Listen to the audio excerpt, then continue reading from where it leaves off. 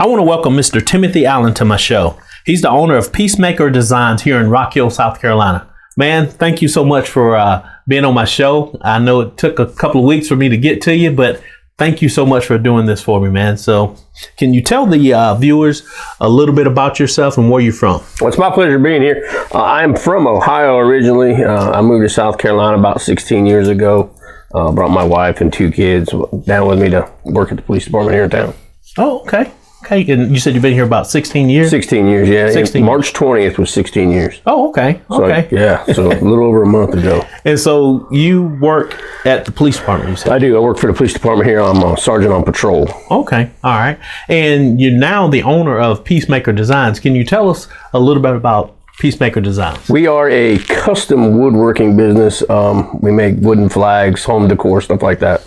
Okay. So, and you've been in business about how long? I started July of 2019. Oh, okay. It was started by an accident, actually. So I had a pool and I had a fence around the pool. My kids grew up, so we took the fence down. It was laying behind the shed, and I was like, man, I need to do something with that. So I built a flag out of the slats, a Betsy Ross flag, and I posted it on my social media, which I was like, hey, look what I made, that kind of thing. And then some lady asked me if I wanted to sell it. Right. I was like, well, I don't know. She goes, well, I'll give you $150 for it. Wow. At which point I said, I need your address. So I sent it to her, and then it just took off. People say, hey, can you make me one? Can you make this? And it just took off from there. Right. And my understanding, your business, like you said, has been taking off. Ever since November, you've just kind of been booming. I have been steady every week. People ordering flags or different stuff, cutting boards, charcuterie boards, coasters, stuff like that. So I've been pretty busy. Okay. And what's unique about your business? Well, everything is made by me, and then if I have an art department, i.e. the wife, who paints everything. So everything is hand painted, and the customer, when we do it, is in the loop the entire time. I take pictures as we go. I show them the piece of wood we're starting with, and every time we do a different cut on the CNC, I send them another picture until the very final end, and then they'll see it when it's all painted. So that's kind of unique to us, is that everything is a one-off. Right. Nothing is ever the same. Right. And I know you talked a little bit earlier about the lady giving you $150 to do some woodwork. Right. But outside of that, in conjunction with that, what else let you know that you had the right idea to start this business? Well, I don't know if I had the right idea. Woodworking is something I've enjoyed since I was in high school. You know, I took wood shop that they don't have anymore. And then for my wife's wedding gift, I made her a dining room table. And then I was like, well, I should get into that. I had all the tools here. I just wasn't doing it. So it kind of just took off after I started doing that. Okay, gotcha. And the whole premise of my show is about success. Right. And I want everybody to hear about how did you get from where you are to where you are today? And that it's just basically about success. So at some point, maybe right now, I'm going to ask you, what is your definition of success? Success. Everybody's got a different definition of that. Success to me is if I make something and the customer's happy about it. I've only had 2 projects come back. One was a mistake on mine. I'm not real good at spell checking, and I spelled the name wrong. Right. And then another one, one of the letters was a kind of off, was a little bigger than the rest. But they didn't want me to make another one. Right. Well, they did want me to make another one until they found out what I was going to do with that one. And they're like, no, we're going to keep it, but we'll pay you to make another one if you make it, fix the letter. So success to me is a happy customer, really. Right, exactly. And do you think there's some kind of formula or some kind of pattern or formula to becoming successful? The saying is the customer is always right, which I don't believe that. For me, the customer knows what they want. And if I can make that exactly what they want, and I've never had, people like on my website, they're like, I gave him an idea, he came up with it, it's exactly what I wanted. That is success to me, is they get exactly what they want. Right. And I know you've had some successes when you started in November till now, and things like you said, you've been pretty steady throughout.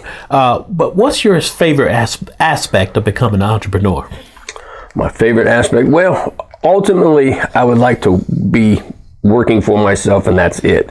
To me, that's success as an entrepreneur. Is you start from the ground up, hard work, sweat, and then it all pays off in the end. That's to me what an entrepreneur's success is. And where did you get your entrepreneurial spirit? Were your parents entrepreneurs? Or? No, actually, my brother and I started a business that is still running today. When I was 22, my brother was 18. We started a valet business, parking cars at private parties, and my brother still runs that business to this day. Oh, wow. Yeah, so we've been in a business for 30 plus years. Oh, okay. So a valet business. Right. Wow. Yeah. And it's too far for me to go to Ohio to park cars with people. So I had to find something to do. Right. And over the years, in those 30 years, and even since November starting this, in business, you have to have sacrifices. Right. So nothing, that you want to do in life comes without sacrifice. Just for someone that maybe want to get in this type of business or don't know what they want to do, can you talk about the sacrifices, if any, that you had to make by starting this business? Well, you will spend a lot of time in the wood shop by yourself, which isn't a sacrifice, depends on who you are. But some things that the family wants to do, I can't go because I got to finish these projects. Customers are waiting on them. So most of my sacrifice has been family time. Just sacrificing the time to build a business, right? With family time. Maybe want to go to the lake or go to the lake, go fishing something, and they're like, "We're going to go." I'll be like, "Well, I got to finish this. If I get done in time, then I'll come out there." Right? Exactly. Trust me, I totally understand, man. I definitely want to do things with my daughter sometimes, but hey, I may have an interview here, and I just can't get to them because I got to go do this interview, and that's the only way you're going to be able to build your business is getting out there, hustling and getting it done. Well, and customers will ask me like, "Hey, what's the time frame?" And I try to get everything done within 2 weeks or so. But sometimes they will call me on a Monday and say, "Hey, somebody's retiring next Tuesday. Can we get something made?" So it's kind of like, yeah, I can do it. It's going to take, have to shuffle some things around, different projects and stuff. But I try to make sure everybody gets what they want when they want it. Absolutely. And in starting this business, we all have adversities that we have to work through. Have you had to work through some adversities? Maybe somebody told you, "Hey, man, you can't do that. Why are you doing this?" You had to work through anything like that to overcome something like that? Well, my biggest adversity, when I started, I was in an 8x8 shed.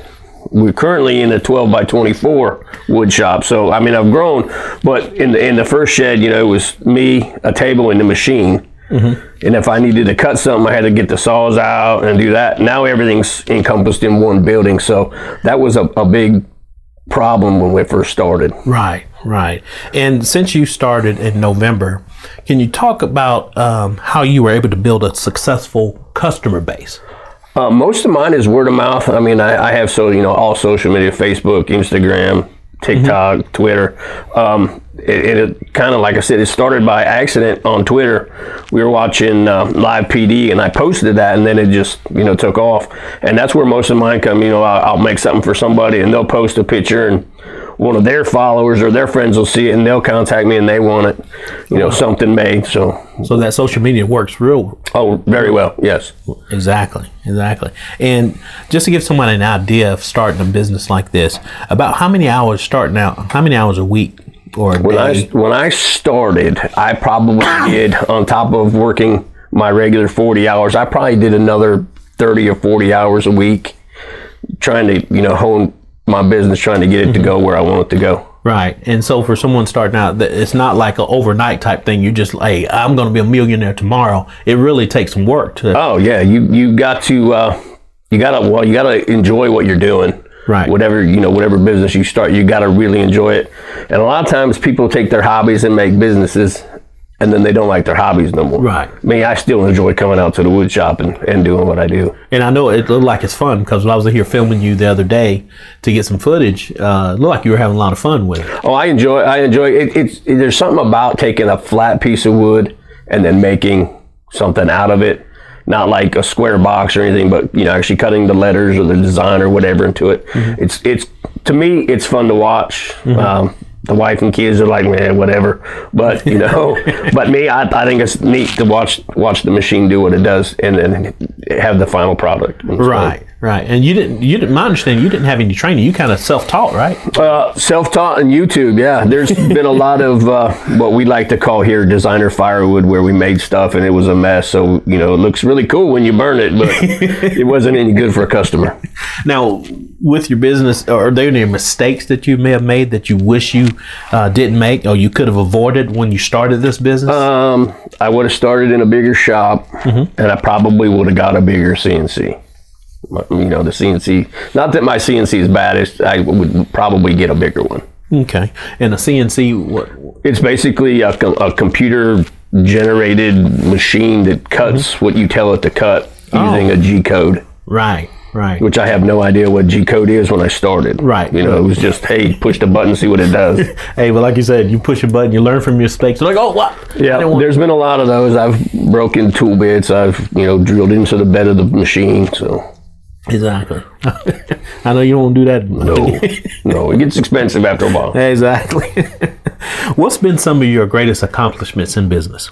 Some of my biggest accomplishments is, so I've made wedding gifts and retirement gifts, and, most of the time they text me and we text back and forth, especially until they get it. Once they get it, I always ask them if they liked it. And I can't tell you how many people tell me they cried when they got, the wedding gift or the thing that they made for their mom or memorial for their dad. They cried, and I kind of, not that I like to see people cry, but it makes me feel good knowing that I touched somebody like that. Exactly. That's a really good feeling. You're touching someone and they're, like you said, get enjoyment from the work you created. Right. Yeah. Especially when you learned it on your own, and Yeah, exactly. And who's been your greatest inspiration when doing this?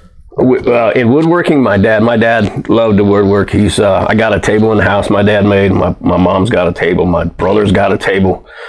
My dad really, and I got a lot of my tools from my dad. When he passed away, my mom's like, you can have, take what you want, because we know that's what you're doing. So a lot of my tools in here are from my dad. Oh, wow. Oh, yeah. So they have a lot of sentimental value with you. And did you have any fears when you started this business? Anything maybe scared you, like you weren't going to succeed or anything, or was there anything you just feared? The biggest one was when I because I paid an insane amount of money for my CNC, and I'm thinking, I'm going to spend this money. I hope and pray that I at least make that money back, so I break even on the machine. Right. And that was my wife's biggest fear too, because I told her I wanted to buy it. She's like, I don't know, but she let me. We pulled the trigger on it, and I got it. And that was my biggest fear, is making my money back on my machine. Oh, absolutely. I tell you, man. And when I've seen a lot of your designs. I've seen some stuff on Facebook that you've posted, and then we're going to be rolling some stuff at the end of this video about it.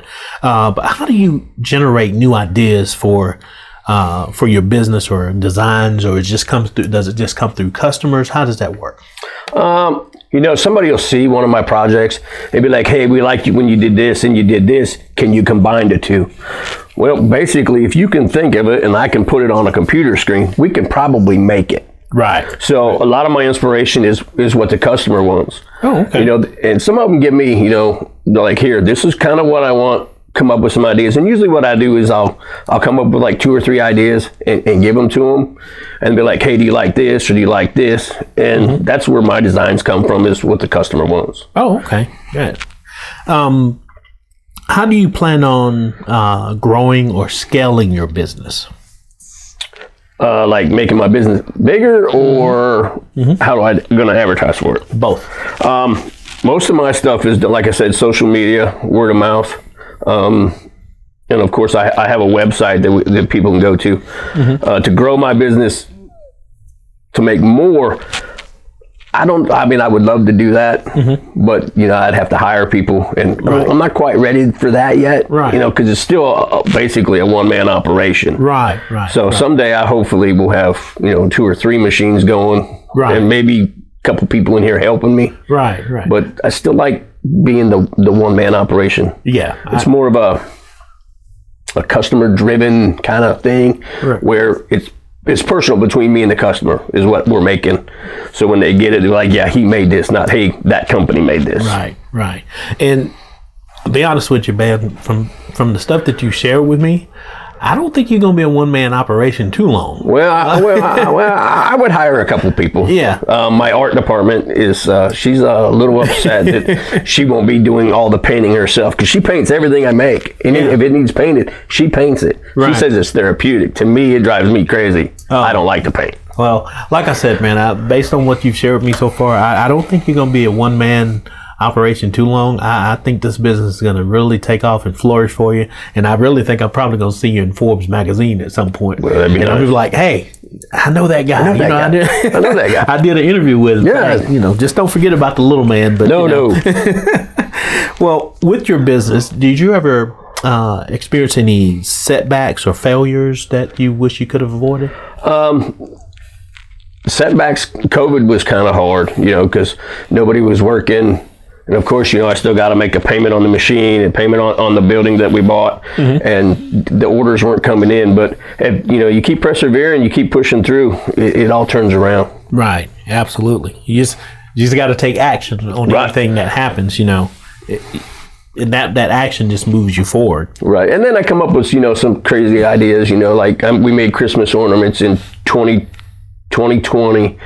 playing off COVID, which was a bad thing, but you got to kind of make fun of that kind of stuff. We made Christmas ornaments, because gas was in short supply. So 2021, the one was a gas pump, and for like 2020, the zeros on the 20 was toilet paper, because everybody was short on toilet paper. So we did 2020 with toilet paper as the zeros. Kind of trying to lighten the mood on what was going on in the world at the time. Absolutely. And the show is all about, like I said before, about success and helping someone get to that next level. And just like you got to the next level. You started a business. You and your brother have been in for 30 something years, and now you went out on your own and started this business. But for someone that, like I said earlier, that maybe wants to get into this type of business or maybe start their own business, what advice would you give them to just start out in business, or so they'll get themselves off the couch and just get out there and do something? Well, first of all, get off the couch and go do it, because the worst thing that's going to happen is it's not going to work, and then you back up and punt and try it again, and think about what you want to do, and then just keep plugging away at it. Sooner or later, somebody's going to pick up on it, and it's going to pay off for you. Right, and the biggest thing, the biggest message you're sending there is just basically, don't stop. Don't stop. Yeah, just go out and do it. Keep doing what you like, and sooner or later it will pay off. Exactly. And who's been your greatest support when you face some hardships in your business or anything or setbacks? Who's been your greatest support? My wife, without a doubt. My wife. She keeps me grounded. You'd be like, hey, I want to do this. She's like, well, we don't need to do that yet. So, but she knows what I want to do and where I want to go. So she's right there behind me the whole way. Oh, absolutely. That's great, man. You got that support system, because a lot of people don't have that support system when they're starting a business or or doing anything in life. But it's great that y'all have that relationship where she supports you like that. Yes. Well, like I said, she wasn't happy when I bought the machine, because she thinking it was just going to be one of those, he's going to buy that and not do anything with it. And then, it took off. Absolutely. So it kind of paid off. Oh, absolutely, man. Absolutely. And I'm going to kind of switch gears a little bit with you, but I'm just kind of interested in asking you this. If you could talk to one person from history to gain inspiration from, who would that be and why? Who would that be? Well, I watch a show called The Food That Built America. I would really like to talk to Mr. Kellogg that started the Kellogg's cereal. Yeah. Because his brother was a doctor, and he's like, no, that's not going to sell, when he was making cornflakes. And he broke away from working for his brother and said, hey, we're going to try this. And he had 10 or 12 different recipes for it until he found the one that worked. Right. So he just kept plugging away. I would like to talk to him to see what made him want to persevere doing that. Oh, absolutely. And keeping in that, kind of getting off a little bit, but if you wrote a book about yourself, what would you name it and why? I would probably name it, Is This Guy For Real? Because you got to have dreams, and if you don't dream big, it won't pay off for you. So, I dream way up here, when everybody else is down here, hoping that I get here instead of staying here. Right. So that's what I'd name it. Oh, Is This Guy For Real? That's pretty neat. I think it would take off, man. I would hope. Well, listen, man. There's a few more questions I want to ask you, but I definitely want to plug this in. To just thank you so much for allowing me to come here to interview you. But before we go, the questions I want to ask you are about your advertising. You mentioned it a little bit earlier, but I want you to hit it again. Okay. How do you market your business or advertise your business? Like I said, my biggest advertisement is word of mouth. I mean, I got almost 12,000 followers on Twitter. So, anytime I make something, I always post a picture. And of course, even if only half of them people share it once, it goes out, over and over and over again. So it gets around. And then of course I got a website that, that I advertise, and when you Google Peacemaker Designs, my website's the first one that pops up. Right. So, there's that. Right. And I'm understanding you have some items, you have hats, t-shirts, sweatshirts. So what do you do with the sales of those hats and t-shirts? All proceeds go to charity. We support 4 or 5 charities. Most of them are law enforcement or military related. Any proceeds from, the hats, the t-shirts, the sweatshirts, the thin blue line bracelets, all that money goes to charity. We want to give back because they're giving back. Right. You got to support the ones that support you. Right. And that's awesome, man. So appreciate you for doing that, man. Yeah. That is awesome. And how can the viewers contact you? I know you mentioned about your website, but can you be a little bit more specific on your website name, your phone numbers or email address or anything? How can the viewers contact you if they want to book you to make something for them? The Peacemaker website is peacemakerdesigns.com. Go on there. There's a link on there. You can contact me. They'll send me an email. You can call me on my cell phone, which is 803-579-3647. You can send me a text or call me that way. You can find me on Twitter, Peacemaker Designs, Facebook, Peacemaker Designs, Instagram, Peacemaker Designs. All of those, you can contact me all of there. So that's usually the easiest way to contact me. Okay. Well, listen, man, thank you so much again. It was great. It was my pleasure to speak with you and pick your brain about success and how you got to where you are now from where you came from. It's a very interesting story, and I really believe it's going to help someone that's wanting to get into either this type of business or some type of business or do anything. It doesn't even have to be business. It could be anything in life. But I think your words and your motivation and your inspiration and just everything that you hit on today, from your story starting in November to where you are now and all the business that you've gotten from there, I think it's really going to inspire someone, man. So thank you so much for having me here. Thanks for having me. I enjoyed it. Thank you.